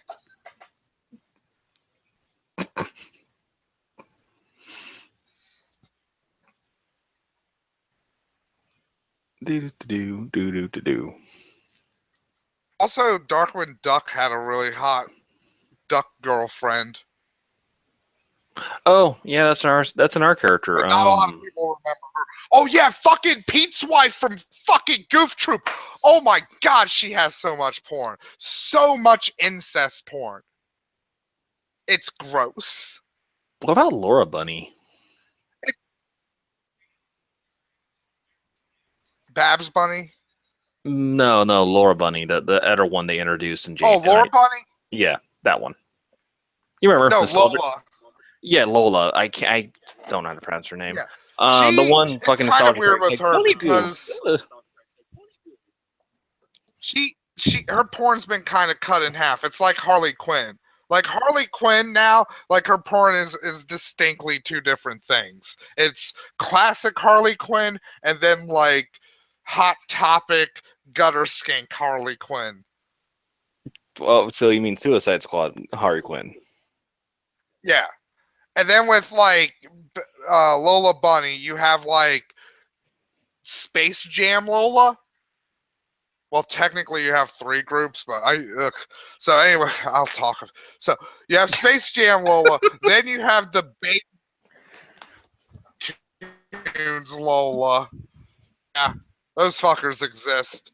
And then you have like the reboot Looney Tunes show Lola, who actually has a lot more porn of her. I just 'Cause love she how has like a personality, and that show's been off the air for a while, and like it was on the air like a couple of years back. So I think a lot who grew up when that show was on are starting to draw pornography.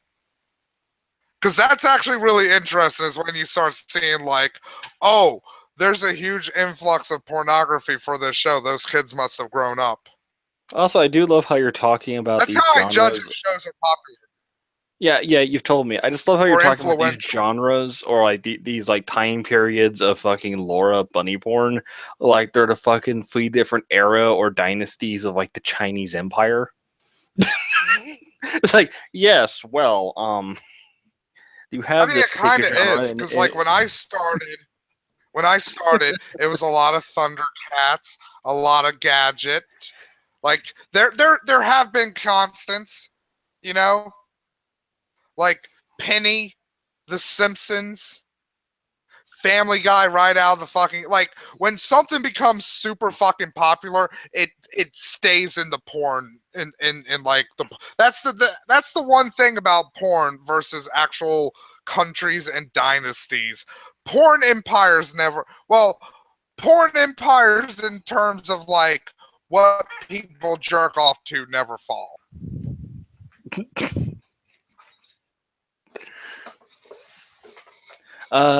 Rebecca and Tailspin. Never saw Tailspin.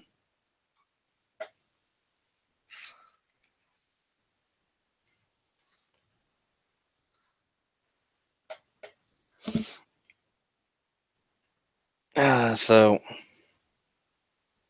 Oh man, Jason's gonna put the One Punch. He agreed to put the One Punch Man theme in the podcast when I one-shotted Micro.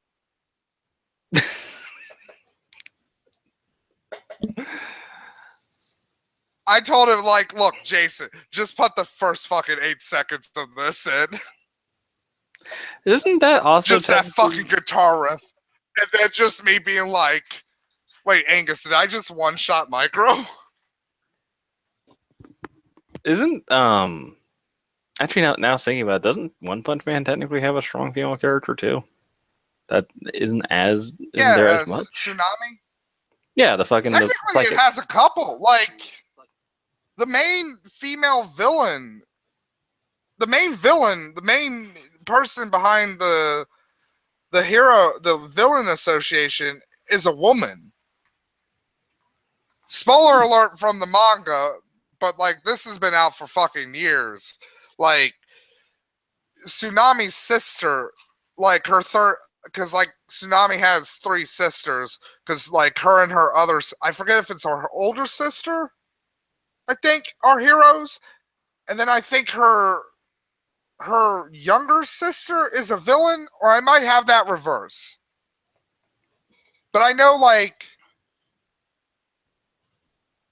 oh, Jason wants in. I'm sorry.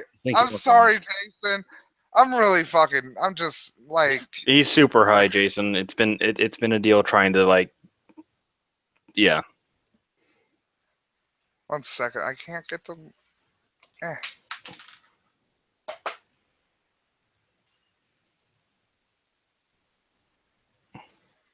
I think I'll go at least until. Actually, I should probably ask Jason about that. I should ask him if fidget spinners are pretty much going to become the pogs of the fucking. Now, why did I throw the link in the 2000s? to the? I don't know why. I keep forgetting to throw the link in. I keep forgetting to throw the link into the Patreon room. The Patreon room? Yeah, we got a very public spanking Patreon room. To be fair, it's only me and Angus in there. They don't get to talk to Jason or Scarce. I don't know. There might be an extra. I might be on like this. Might be like the Bronze Star Club Patreon. Robin chat. Hood. What's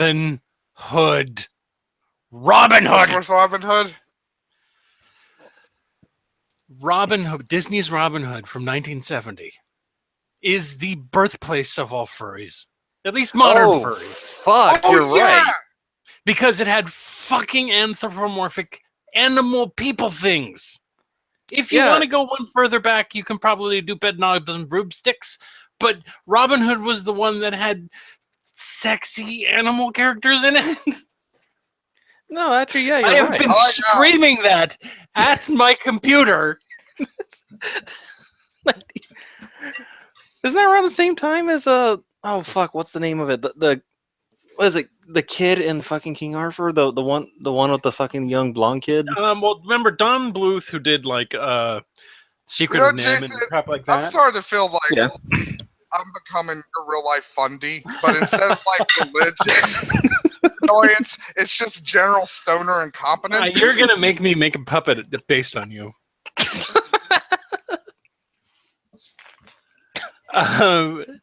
Is it gonna be made out of hemp? I would say this. I will accept this as a puppet. So he did. He worked on Giant, Sword in the Stone, which is the Giant one you were talking fuzzball. about. And then, Yeah, Sword in the Stone. giant That's what I fuzzball with remember. Google. He also worked on Jungle Book. Yeah, I've and, seen Jungle Book. Yeah, and I wanted to say Baskin and Robin Hood. But if you guys technically want to go really far Yeah, back, Robin Hood. how about Set? Is it Set? What's the cat goddess in Egypt?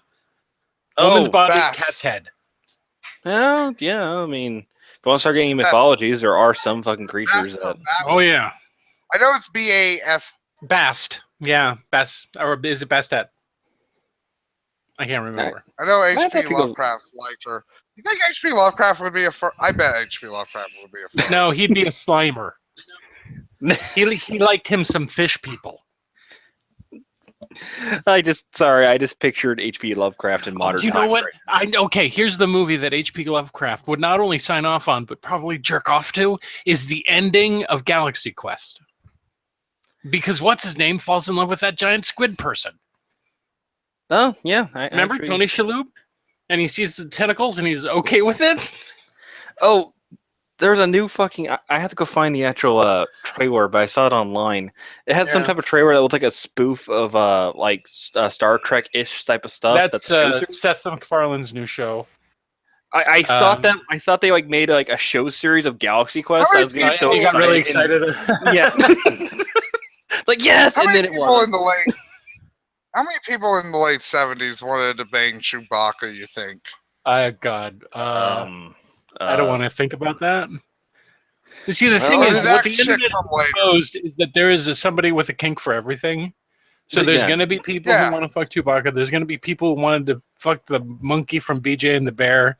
There are going to be people who, have sexual fantasies about Radar's stuffed teddy bear from MASH. It's just Because going back, like Skull was saying, like the Monster Girls stuff. Like Monster Girls was always easy. Like there's always like a market for like cat girls or bunny girls, like the Playboy bunnies. Mm-hmm. Like that's always Or been like Josie a weird or the thing. original Josie and the Pussycat. Josie and the Pussycats. Yeah. So like I that's just- always been a thing. I just feel that when it comes to Monster Girls, there's a huge fucking like cliff of when that shit doesn't work anymore. It's usually when they start getting But weird other appendages. than like there are very few like catering points for like actual real hardcore furries. Well, I mean, there is an industry behind it now. I actually am too. You would Because think it like would there's get a lot of more history. normalized. There's a It'll lot be of normal. cool- Like give it 50 years and it'll just be a thing. Yeah, it'll I hope just be they a start thing. making documentaries about it, like with the gay community, because there's a lot of weird, cool like like history with the gay community, like the handkerchief code. The what? Oh, the handkerchief code for the gay Yeah. community. But Yeah, all of that is like- fads, though, dude. That was in fashion for like 5 years, and then it went away. There was lots of Yeah, stuff. then they found out like, oh, we could just do newspaper classifieds. Yeah, That's something easier. and now we can just ask openly without worrying about losing our job and shit. Yeah, true. know? That's the interesting thing with like the handkerchief, because from what I remember, like it came right at like the tail end of like gay people being just super hated, Yeah, like regular hated. like everybody else. See, the thing that I Yeah, find and interesting then- about furries is that there are furry Nazi supporters. Like a whole contingency Yeah, 'cause- contingency of them. You know why? Yeah. No, I don't know why. You know why? And it's really sad. Well, actually, I do know It's why. kind of the reason, Nazis will it's the fucking reason corrupt I've anything. stopped. It's the reason I've stopped making fun of furries. They get together every Or year like and they go, cartel "Right, that- gentlemen, what are we going to crop this year?" Well, it's like Nazification. If anywhere they can get support, if Chance, fucking anywhere. how are you doing in the brony contingency? Have we Yeah. infiltrated them yet? Furries, because they've been marginalized for so long by other kink groups, they're very open and welcoming of people, and they're like, hey man, we're not going to judge you, and then people are like, oh yeah, that's fine, and then like 3 months at the next furry convention they come out as like a fucking like a Nazi griffin, and people are like, what the fuck, dude, like you were like Well, a Sailor Man griffin the last time. He's like, no, this is my real persona, Nazi What griffin. I kind of like about it is that it kind of exposes that furries are just people who have a Also, thing, You'll love and this. there's You'll love this. going to be diversity in that thing. I didn't pull Nazi. Huh?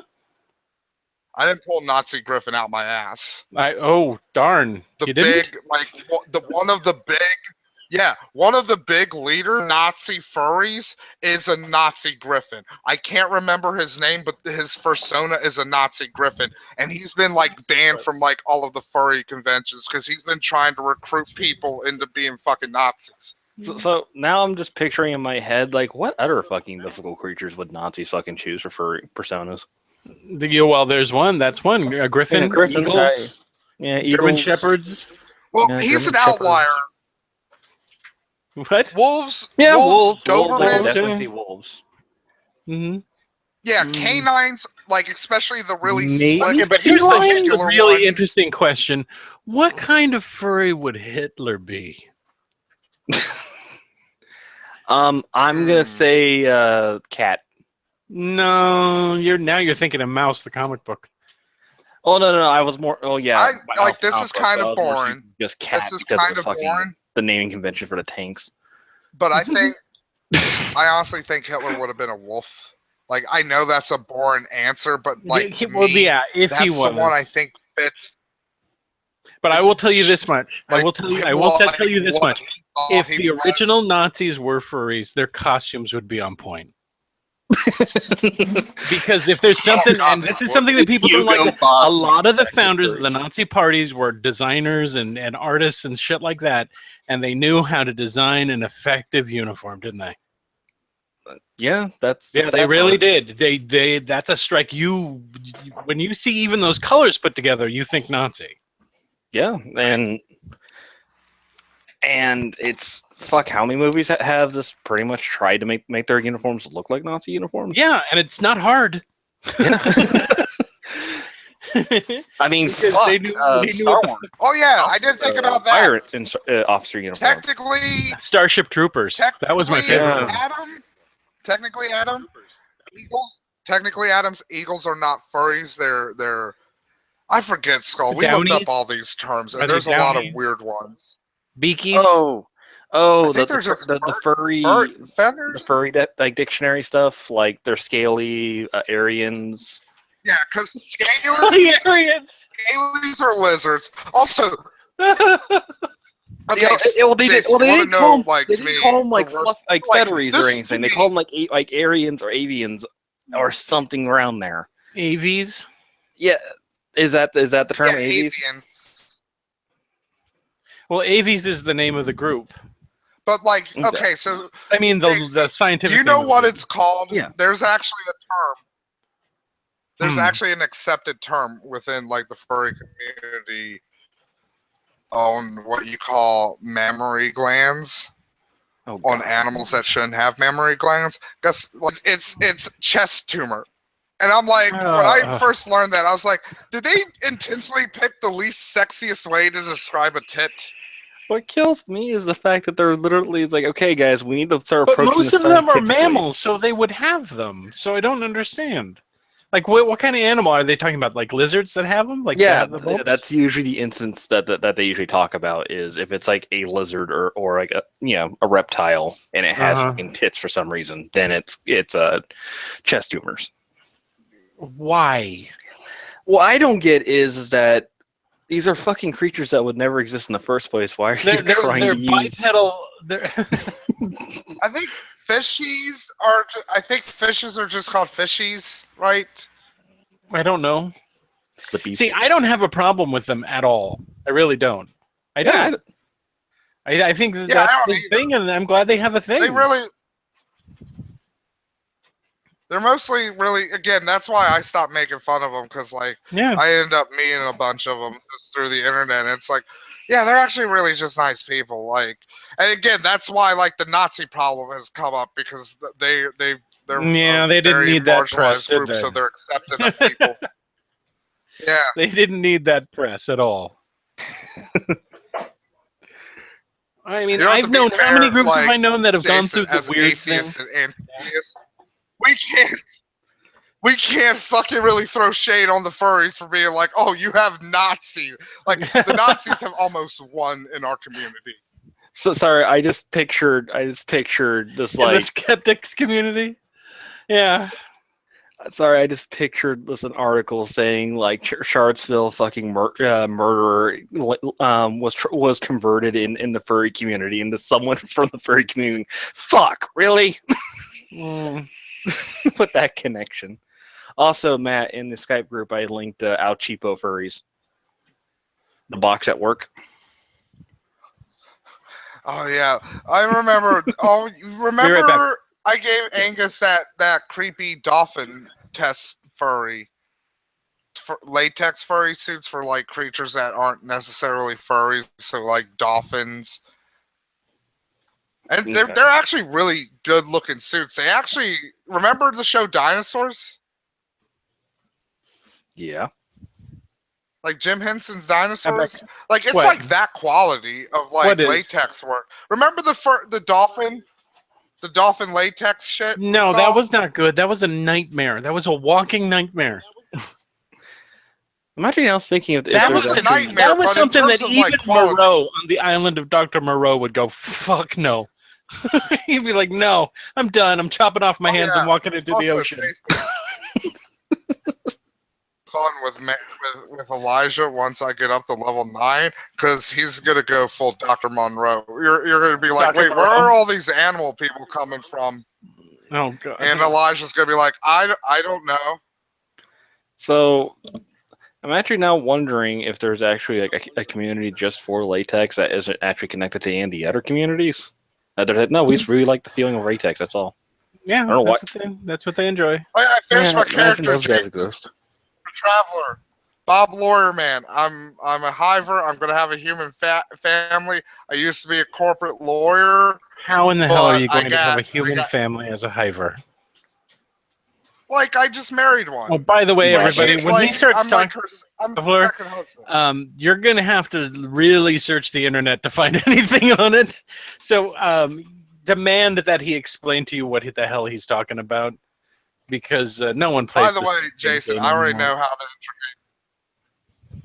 What? I already know how to integrate the chat, so I don't, because I don't want to disrupt like the early days of the D&D game. Like just flat out directly talking to the chat. I'm gonna use the chat as like the space internet. So they're gonna be like message boards and shit. Well, no, you can still have the chat. It's on your little IP thing. You know? Oh, I know, but I'm like, it makes it easier for you to edit like around if I'm just like, oh, there's this message board that says we're a bunch of dick bags. Edit around you and between you and okay, this is 99% of the feed that I get to edit into podcast. It's Angus doing this. Oh, just a second. That go. Oh, you fucking D20. Oh, don't in there, and I'm going to no, and he does it for like 10 minutes between him and Scarce, because Scarce does the same thing, trying to decide which of his 3 spells he's going to use. He'll spend 10 minutes deciding.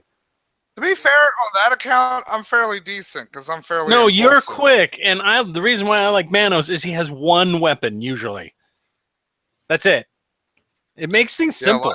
Elijah might start going a lot slower because he does have the 4 arms, so he can now use all 4. He can now have all 3 of his weapons drawn. Like 2 hands for the long spear, 1 hand for the morning star, 1 hand for the dagger. To anybody, to anyone's satisfaction, what the benefit of having the baby arms is, other than it being gross. Okay, so here it is. What does it add? What the does it give ultimate you? drawback, and this is why I kept insisting to buff out of combat last game. The big weakness, the big drawback to me being so powerful with my buffs is it now takes upwards of 4 fucking rounds for me to buff. Yeah, it does. There's 4 rounds where it's just going to be you and Sola. So, whoever has the vesidual baby arms. And just here's the killing thing, them. Jason. The Yeah. 4 Have them- rounds. The 4 rounds is using my baby arms. If I didn't, it'd be 8 rounds. The Of baby course. arms cut it because I have a trait that lets me drink. I have a trait that lets me drink 2 potions. So if I start with 4 potions in each hand, 1 round I can drink 2, 1 round I can drink 4. I can spend a round drawing 4 more, and then boom. Actually, no. It takes me 5 rounds to buff. So what were you gonna say? What were you saying? All I was gonna say was with of course, because of course the person with the vesidual baby arms is Matt. I shouldn't have just guessed that. Yeah. Yeah, I know. I should have. I was Also, gonna Jason, say I I did know show an it in that immediate one benefit game. of it, or immediate thing that'll happen, which is the fucking villagers will lynch his ass as soon as they fucking realize he has baby arms for some It's reason. too late. It's too late. They've already accepted him. Oh, damn Crackhead it. has already accepted him. We ended. If you didn't listen to the show last night, it ended Owlbears, pretty. when Yeah. What about Sadly, the I don't. I the Owlbears, don't when they watch. charged me, they Listen got to the podcast. they It's got in in shorter too close chunks, for me. and it's edited down to make it entertaining. Yeah, the podcast is really good. And Oh, it has no, sound I- effects. No, I can Yeah, deal the with podcast is- actual Pathfinder sessions. I mean, you've seen fucking what I don't Nick wanna use records. the I can watch phrase that. No, my problem is polish I'm turd. just not a big fan of Scarce's character. Oh, okay. Yeah. Yeah, so Okay. I don't want to use the phrase polish a turd because that's usually a negative, but man, Jason just has a real talent of making things really entertaining. Well, I Sorry. mean, I wouldn't do He's it a if I wizard. didn't think that they were entertaining to begin with. They just, I'll be honest, I think that's ultimately how evil Jason's going to be defeated by Omni creator Jason. I don't know how to refer to it because I'm like, is that Jason technically still you? Am I now a character in Opinionville? I'm really I high right didn't mean now. for it to so become like, such an existential crisis. I've had a for lot of minute. questions. I'm Yeah, still I was thinking like- that puppet that Jason's gonna make should be made out of hemp. Personally, Yeah, I think so too. I was like, can I? I think it create- should be. You know what I'm going to Can I do? I'm going to create make a I'm universe going to and then buy a it- bong over at the head shop because we've opened so many of them Okay, in I have an idea. anticipation for recreational marijuana in California that like 90 of them have opened up. oh wow, Oh yeah, no, that's gonna be fun for DEA to go crack it's down on. becoming a dream for potheads who had to live through the 1970s and 1980s and 90s, and they're just like, oh, it'll never be accepted. And now there's like you walk into a store next to Safeway, and it's just rows and Everywhere. rows of Like gleaming bongs and everyone talking about 8 dabs. months And, from now, like Do they after denote the trash- themselves? Obviously, pot after shops. the trash is just gonna be pot related. what? People are gonna be like, I'm so sick of pot now. It's everywhere. Oh, I was just asking, did they obviously denote themselves as like they're shops for pot? Because up here in Oregon, like it's always giant, big ass green crosses. Well, you know what I have been doing? I've been working on creating a Pepe the Frog puppet, Oh, and I'll give him Matt's voice. No, Now the Pepe the Frog puppet is going to be the actual Pepe the Frog who's in hiding because his image has been used incorrectly, and he can no longer go out in public because you know what you people could do? are fucking Nazi. is he hiding You know in what you could Opinionville do, because Jason? his Yeah, original And this creator is like they did purpose in Mystery.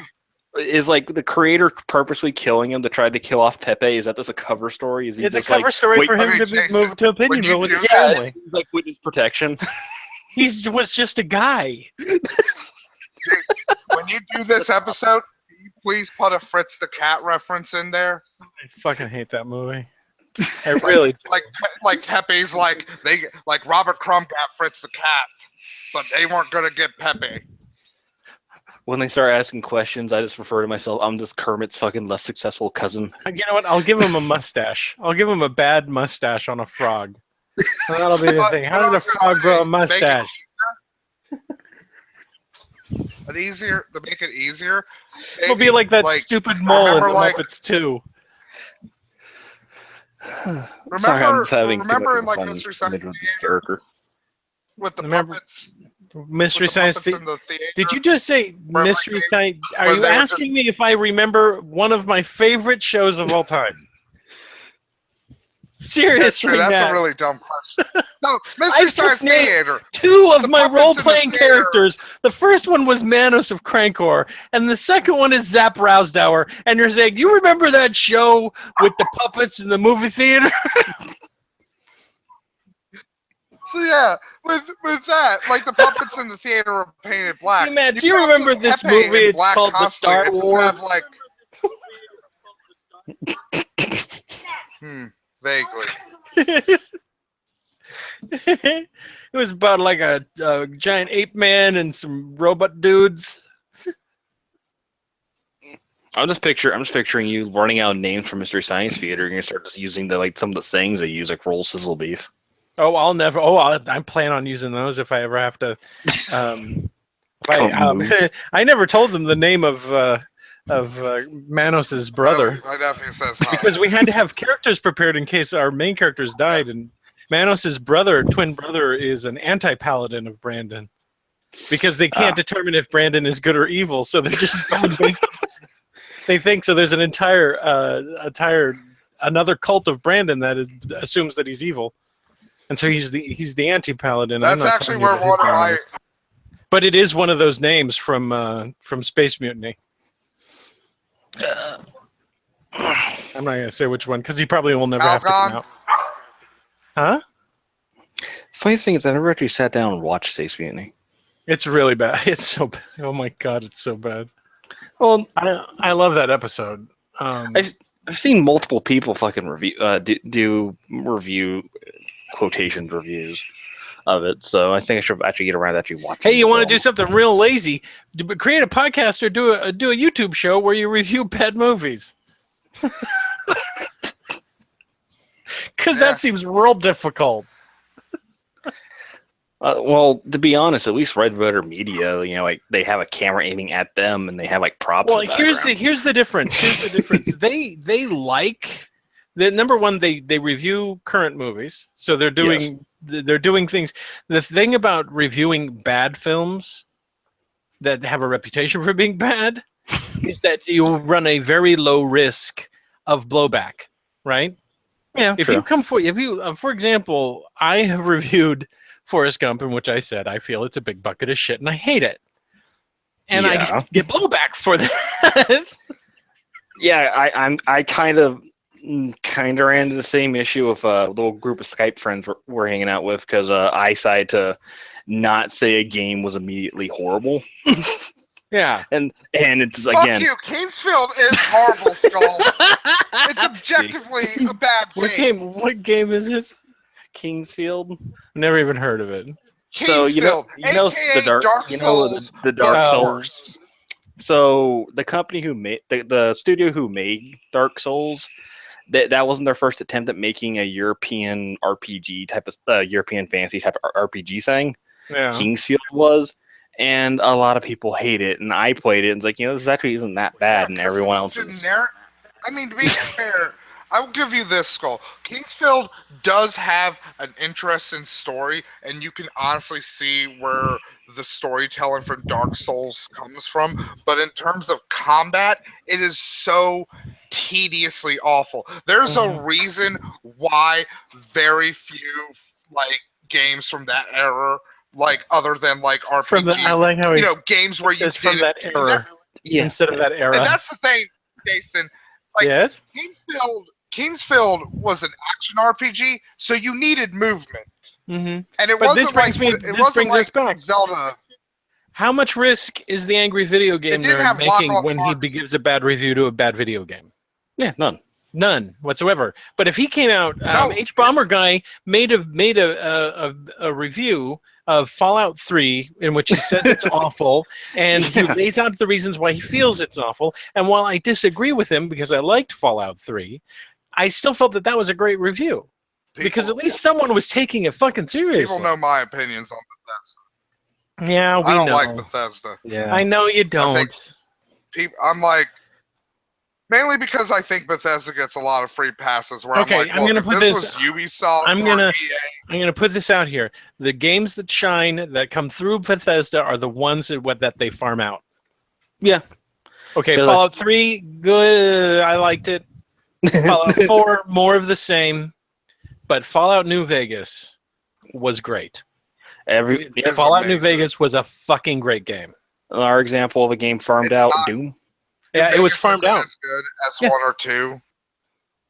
But New Mhm. Vegas is definitely, in my opinion, a worthy successor to 1 and 2, unlike 3 and 4, where it's just like you're basically just ripping off 1 and 2 Well, and doing it. one of the poorly. problems that I have with it, with almost all video game franchises, is that it's basically they churn out the same basic game every single time, and with New Vegas they put in not just a little bit of new stuff, but a whole bunch of new stuff that no one had ever seen before. Yeah, the faction thing. They I will kept say karma this, if you in want- where you could really fuck up your character's reputation if you weren't careful. Yeah. The perk system was perfect. Their If you want to, if the you're ever DLC was interested- great. if you're, Old World Blues. I love the perk system because they actually gave you back the My negative. favorite one is one. They What just were was like, it called? The one "Here's with the some robots. Yeah, Old World Blues. Old World Blues. Scorpions. That is so good. The robot that thinks that human beings are covered with penises. Remember? He kept his. Doesn't. Here you come in flopping Also, around on your I just penises. love the base. I just love also too the base reason why your character is doing the thing your character is doing in New Vegas. It's not like it's not like Fallout 3 and 4, which basically have the same thing but inverse. It's like you gotta find your dad. I gotta find my now you dad. gotta I gotta find find your my son. baby. And by the way, in Fallout 4, I pretty much figured out because I usually save the main quest for last. I Yeah. pretty much figured out what the fuck was going on Yeah. with that game. Yeah, it was In not. Fallout 4, really as soon as well your character telegraphed. got refrozen, Oh no, it was way too. At Sorry, the let me rephrase that. second- It was way too well telegraphed what the fuck where that was going. Yeah. It was kind of like The either sec- the kid's dead or the the kid's the bad second guy. your character got refrozen, Mm-hmm. yeah, that's what I was like. The second Yeah. your character got refrozen, I was like, this is going to be like either like 50 to 100 years in the future. So your kid's either going to be like dead or like a weird. Oh, and brain here's in a jar, fun plot hole. or Doesn't like explain why Kellogg didn't fucking age a goddamn day between the time that he kidnaps the baby and the time that you come out of cryo. The excuse I hear is usually he's a simp. Also, you know what I Oh, love? is that what it is? That's what Vegas, I hear. I love that you can actually I love that you can actually meaningfully talk down fucking people In what? from their stupidity. Like In I Fallout would 4? love, like Kellogg is a perfect example of that. Like you said, he's a fucking idiot. I wish in like New Vegas you could be No, like I Kellogg. found. Can't you fucking see how stupid? Oh, you mean you're in being? Vegas? In Vegas, yeah, you could talk people down. But in Fallout 4, the dialogue Like trees are that's my awful. favorite ending in Vegas. When you confront like the new leader of Kaiser's Legion, and you're just Yeah. like, look, dude. Even if you win against the fucking new California Republic, you still don't have the forces to actually control this much territory. So Nope. you just are going to ultimately die anyways. Mhm. So Like, yeah, you've defeated all of your enemies, but you overstretched yourself. So so what happened to real Rome is gonna happen to you. one thing I did like about New Vegas is that you're not the goody goody two shoe character. There's not that obvious path of this is the good I guy. didn't hear anything bad you said. guy. Yeah. Oh, I was just going on about when it's it came to just karma vengeance, Skull. in New Yeah, Vegas. the karma in New Vegas. You're there's no obvious this is the good guy, this is the bad guy path. It's more of just your own Mhm. personal opinions of how things should be worked out. Yeah. Yeah. Like I tried to do a good guy in New Yeah, Vegas. 'cause mainly, I came like, out yeah. as the something something that the things that go bump at the night would be fucking scared of is what I just murdering the fuck out of Legion as much as I possibly could. I think my ultimate thing, the first time I played New Vegas was like I forget what it was, but it was like the hardened guy, but like ultimately I was kind of a good guy. But like I would like I had a really short trigger where it's like the second somebody gave me any guff and I was like, you know what, you're probably a fucking prick. Headshot. Not to mention some of the writing for the dialogue was pretty good. Like my favorite. Yeah. Also, kid, I loved And being the stories were interesting. shot with the fucking laser pistols. It was so fun in New Vegas. Well, I think my favorite will exchange of dialogue, and it's small. Well, second favorite will exchange of dialogue, and it's small. Is when you go do the hostage situation with the cons and the NCR, and dude's like, I saw you got shot in the head, and your first immediate reactions, I got better. That's an action movie. The problem that I had with Fallout 4 is that all the quests were pretty much the same. Especially when you went to the fucking The island. only quest I really liked was the mobster one, because that one was actually kind of fun and a neat bit of world building. Which one? But that was just one thing. The mob quest. Oh yeah. Yeah, and there was nothing. Because that was kind of fun listening to the ghouls. You like listening to the ghouls, do you?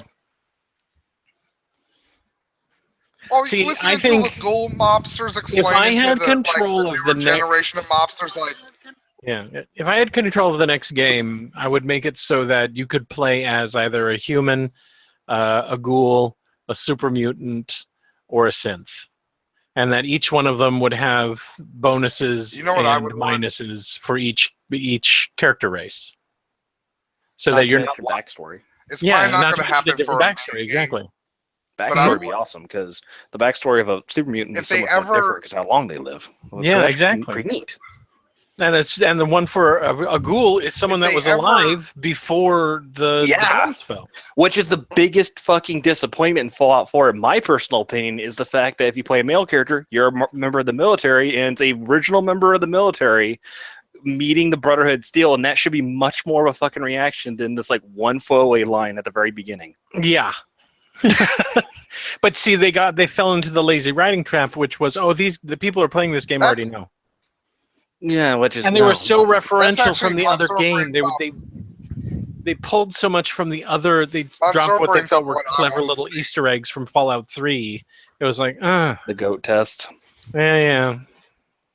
It's just should have been so much more. What I really want to see from a Fallout sequel, I really want to, and this isn't probably going to be a main game. This would probably have to be something like New Vegas where they farm it out. I want to see a Fallout game set in China. Yeah, actually, I would love to see the Fallout. I want to see other than the United States. Yeah, I would love to see what happened to Europe, what happened to Russia, what happened to China. You go to Russia, you go to the other parts of the planet, and they're perfectly fine. Yeah. It's America. That would be a great way. Well, it's already have to send someone into the U.S. Some French guy is like, I ain't fucking going there. They're fucking savages. The Mideast. The rest of the world is got destroyed in the. So, yeah, to be fair, Europe and the Middle East, in theory, they could have recovered faster because by time of the Great War between the U.S. and China, the Mideast and Europe, they were destroyed for like 20, 30 years. They were already in like fallout conditions. Mm-hmm. Well, I don't want it to be another Vault one. I don't want it to be another Vault one. I want a little bit more control over who I selected. Personally, yeah. You know what country I think personally should be the utopia, perfect dreamland, future country? Australia. Why? Like, because everybody be like when say Australia, like you're like. Everybody would like be like, oh, we're going to introduce Australia in the Fallout universe. Yeah, the bombs fell, but we didn't notice much of a difference. Well, everybody. The Scorpions got a little bigger. Starts in -8 minutes. Oh, yeah. What does? -9 now. Okay, I'm coming. The campaign that's guys. Okay, bye. Bye. Also, my dogs are barking. Bye, everybody.